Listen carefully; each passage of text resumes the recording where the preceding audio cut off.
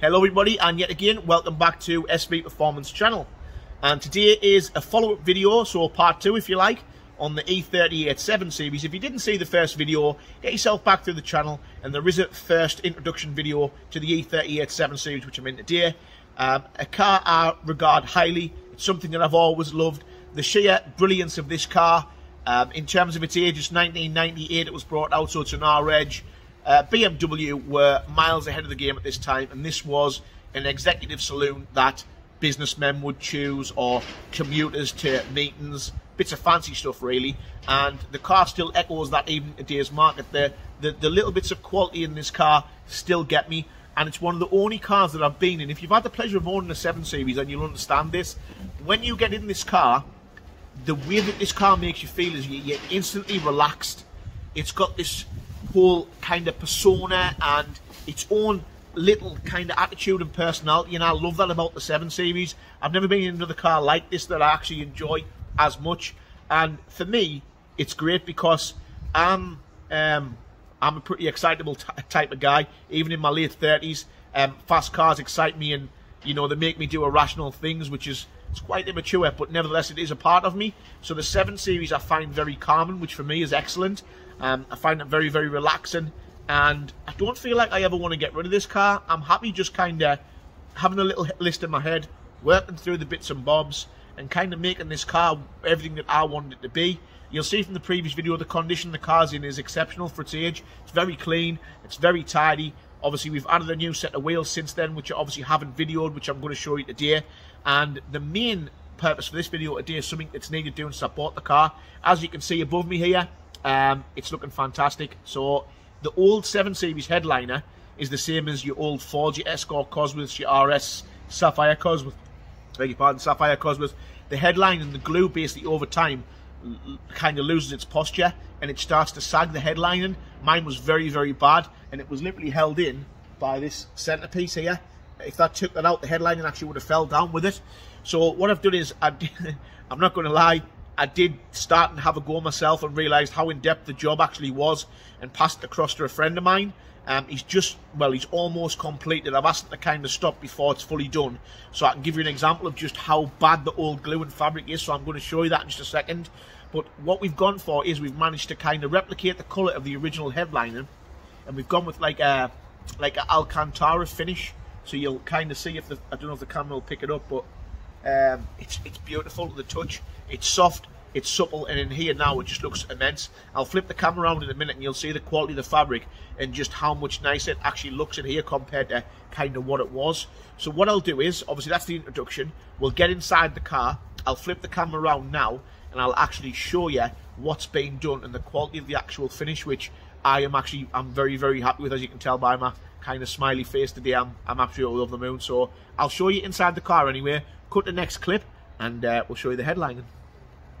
Okay, so I'm not going to show you the headlining just yet, but I'm going to show you this first to make you realise just how bad of a job. This job is ugly. I mean, what I've actually got to do is not cover the very last panel. So that's what we're looking at, and that's the state of it. So what I'll do is, I don't want to get this glue anywhere, because once it actually lands on carpets, it's just an absolute nightmare to get it off.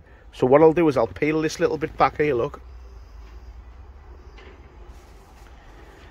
So as you can see, that is exactly what the full trim was like underneath the headline and everything. So my guy who's been doing this has been on with this, trying to get it sorted for the last 3 or 4 days solid, and he's had to literally get rid of all this glue and scrape this away from the headline. So you can just see how badly it's gotten over time. I mean, you can look at like the state of the corners where it started to lift and everything as well, like that's like that all over. But you can see obviously the glue's wanting to peel out, but you know, it just goes to show the amount of workmanship that's gone into kind of making this right. So that's the last panel, which will be retrimmed. But I just wanted to give you an idea of how ugly it looked after 20 odd years of being in the car with different heat cycles, hot and cold. Eventually has just killed the stickiness, if you like, of the glue, and that's what it looks like now. Oh god, it's horrible. So yeah, I'll show you the headlining now. I'll give you a little look at what it looks like now it's nearly finished. So I'm hanging out of the back passenger door to kind of get you a view of what it looks like now. So as you can see, it's really, really tidy. It's nice and clean. as you can see by the way the fabric is like pushed backwards and forwards, it is quite soft to the touch, and you can mess about with the actual finish of it. You can move it backwards and forwards, but you'll see, obviously, I'll get into the pillars and stuff. So that's what I mean by, I'm just trying to touch it with a clean part of my hand. And you can imagine obviously what that feels like and looks like inside the car. And that's the kind of quality. Now the only bit I'm not happy with, which is no fault of his own, it's actually just the way the headlining is. So here, it's very, very funny at the edges. And with the pillars being on, I don't know if they've shrunk over time, but you'll see it doesn't quite meet at the top, but it's just something I'm going to have to accept. I mean, we've even gone to the lengths of obviously retrimming the little panel in the middle, which is lovely. We've had all the handles out. We've basically cleaned all these with G101 cleaner and a toothbrush, so we've been through it.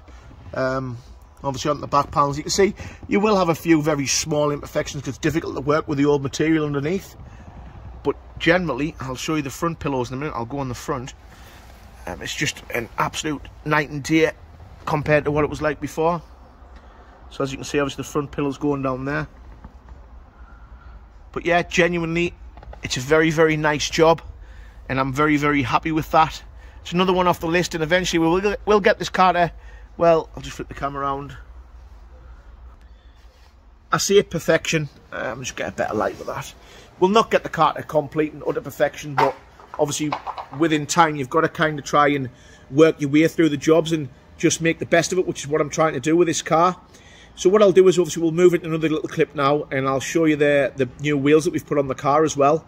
These are just temporary. I am looking for some quite fancy splits, some period splits, 18s or 19s. So if anybody's watching this video, anybody knows of any wheels or anybody who I can speak to get some of those, then feel free to hit me up in the comment section. And obviously I'll see if I can kind of get along and get some bought. But I changed the old wheels. They did have a fake split on there, and they were kind of getting bad. They were starting to spider's web around the edge where the salt had getting in, and I just wanted to change them. It didn't really look clean enough anymore.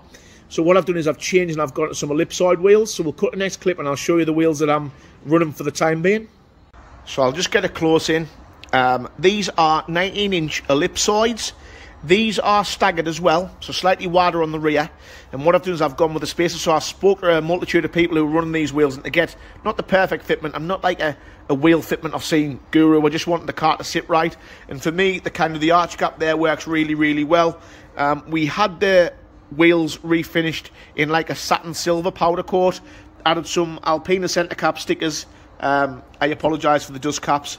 I would like to tell you that they were already on the wheels, but they weren't. I actually bought them off eBay. Sorry for that. Tyres, this might seem a bit mad, but when we were looking, there's a company called Acceleras, and they do a semi-slick fast road tyre called a 651. Obviously a very grippy tyre, and they wear very well. So we decided to go with those.